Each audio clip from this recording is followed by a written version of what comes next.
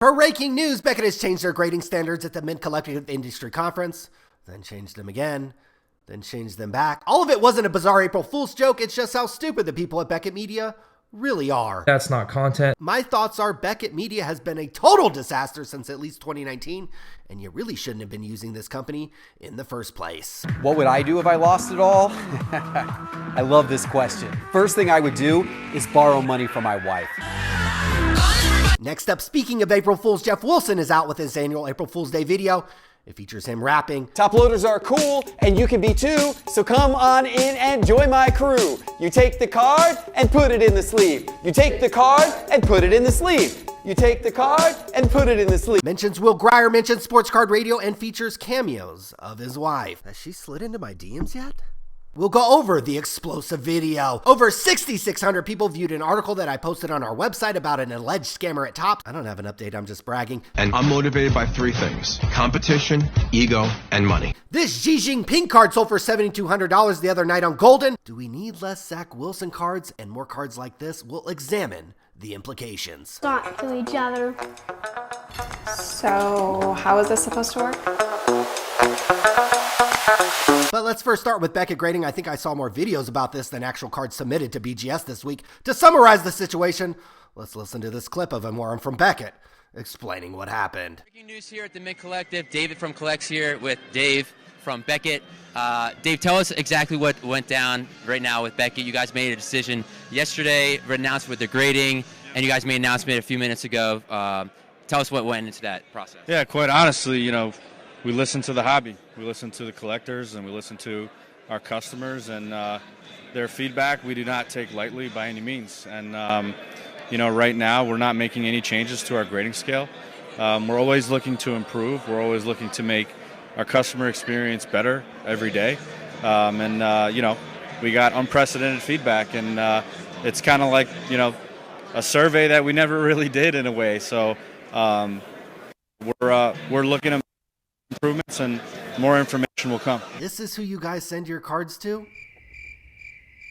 Believe it or not, BGS used to have as many fanboys as anybody in the hobby. That all changed around 2019 when former BGS and current Leaf Trading Cards employee Joe Clemens appeared to have a statistically improbable rate at getting BGS 10s and black labels. Let's see, that article probably has about 14,000 views total. Joe Clemens, better known as Eagle Eye Joe, even testified in court about this matter in an Upper Deck versus Leaf lawsuit. Leaf Trading Cards even filed a motion to block Sports Card Radio from testifying in that case. That's drama. And speaking about the relationship between BGS, Joe Clemens, and Leaf, after all the backtracking from Beckett the last few days, would it shock anyone that an employee got special treatment? They seem to be pretty fast and loose with their grading standards over there at Beckett. But I think it's an important topic, and it needs to be addressed. And it's this question: is sports card radio good for the hobby? You are still sending your cards to BGS after all of this. To be honest, you're the stupid one. I think that Will Grier right now is about 4 times better of an investment than Kyler Murray. Geoff Wilson is out with an April Fool's video aptly titled, "I Never Meant to Ruin the Hobby." What's going on with that PPP? You done a lot of talking, not a lot to see. Up in the millions like 2.3. It features jokes and cameos from his wife, a Will Grier line, a rap song performed by the hobby hero himself. You take the card and put it in the sleeve. And I'm sure I'm going to get cooked by the same 8 people living at home in mommy's basement for saying this, but it was a funny, well-produced video. Whoever put it together should maybe win an Emmy, or perhaps BGS can hook them up with some black labels. What I'm driving is an automotive achievement like none other. It has it all: comfort, luxury, safety. This car even drives itself. If anybody out there has an opportunity to buy this car, I highly recommend it.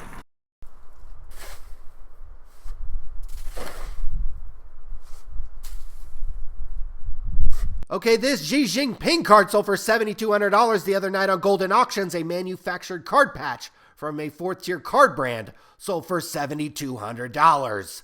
I'd like to see more weird card sets that don't feature athletes or mix the athletes in, similar to how Ginter does, Goodwin and Champions. I think we've seen these sets before, and they're pretty well received.